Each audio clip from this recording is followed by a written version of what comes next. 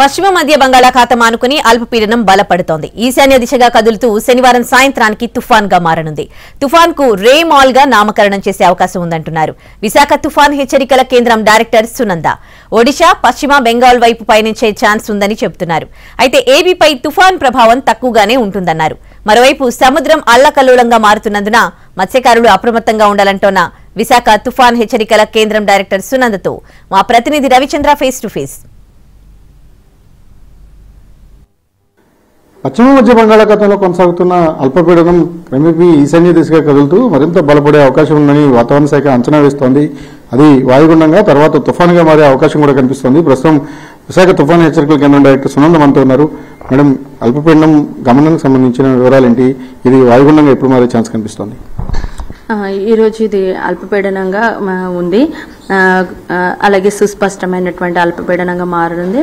అలాగే రేపటి కల్లా మరింత బలపడి వాయుగుండంగా కూడా మారే అవకాశం ఉంది. ప్రస్తుతం పశ్చిమ మధ్య బంగాళాఖాతం దాన్ని ఆనుకున్నటువంటి నైరుతి బంగాళాఖాతంలో కేంద్రీకృతమైంది. ఈశాన్య దిశగా కదులుతూ రేపటికి మధ్య బంగాళాఖాతంలోనికి వచ్చే అవకాశం ఉంది. ఇది ప్రస్తుతం ఈశాన్య దిశగా కదులుతున్న కారణం చేత క్లౌడ్స్ అన్ని కూడాను మధ్య బంగాళాఖాతంలోనే కేంద్రీకృతమయ్యే అవకాశం అయితే ఉంది. దాని కారణం చేత మనకి క్లియర్ స్కై కండిషన్స్ ఉండి మనకి ఉష్ణోగ్రతలు పెరగడానికి అవకాశం ఉంది. అలాగే తేలికపాటి వర్షాలు మాత్రమే మనకి నమోదయ్యే అవకాశం అయితే ఉంది. ఋతుపవనాల గమనానికి కానీ లేకపోతే ఈ తుఫానుగా మారితే దాని పరిణామాలు ఎట్లా ఉండే అవకాశం ఉంటుంది? దానివల్ల ఎఫెక్ట్ ఏ స్టేట్స్ మీద ఉండే అవకాశం కనిపిస్తాము? ఇది వాయుగుండంగా మారి తర్వాత ఇంకా తీవ్రత పెరుగుతూ ఉత్తర బంగాళాఖాతంలోనికి వెళ్తుంది.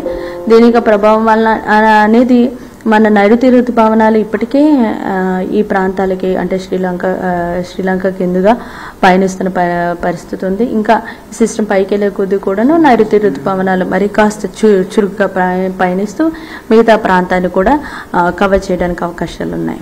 సహజంగా ప్రీ మాన్సూన్ సీజన్ లో తుఫాన్లు ఏర్పడడం, వాటి ప్రభావం కొంతవరకు తెలుగు రాష్ట్రాలపై ఉండడం కూడా సాధారణంగా జరుగుతుంది. కానీ ఇప్పుడు వస్తున్న సిస్టమ్ వల్ల ఆ తెలుగు రాష్ట్రాలపైన స్వల్పమైన ప్రభావం మాత్రమే ఉంటుంది. అది కూడా కొన్ని చోట్ల చెదురుమదురు వర్షాలకు సాధ్యమవుతుందని వాతావరణ శాఖ అంచనా వేస్తోంది.